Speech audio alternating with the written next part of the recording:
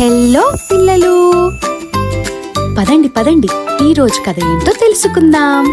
ఒక చిన్న ఎలుక ఒక పెద్ద సింహాన్ని ఎలా కాపాడిందో తెలుసా? ఒక అందమైన అడవిలో ఒక చిన్న ఎలుక ఆనందంగా తిరుగుతూ ఉండేది. ఆ అడవంతా దానికి ఒక పెద్ద ఆట స్థలం లాంటిది.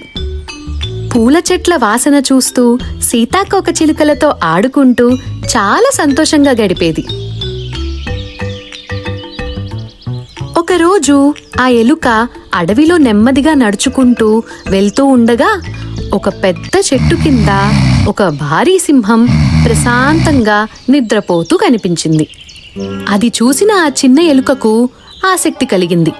ఇంత పెద్ద జంతువు నేను ఎప్పుడూ చూడలేదు, దగ్గరగా వెళ్ళి చూద్దాం అని అనుకుంది.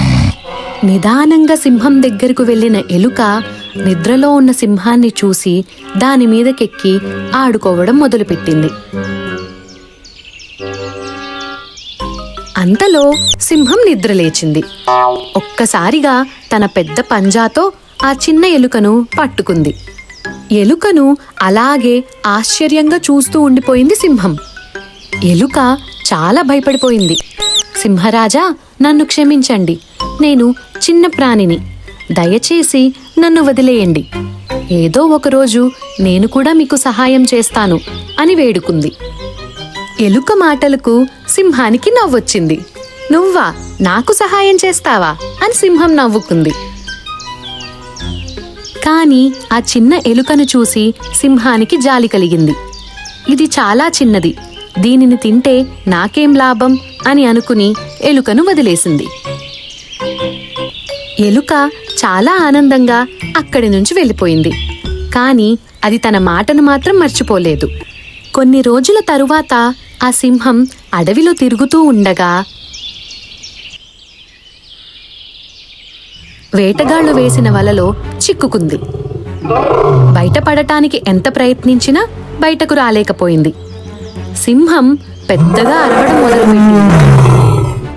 ఆ సింహగర్జన అడవంతా వినిపించింది. సింహం అరుపు ఆ చిన్న ఎలుక చెవిన కూడా పడింది. వెంటనే ఆ ఎలుక అక్కడికి పరిగెత్తుకుంటూ వెళ్ళింది. సింహం పరిస్థితి చూసి వెంటనే సహాయం చేయాలని నిర్ణయించుకుంది.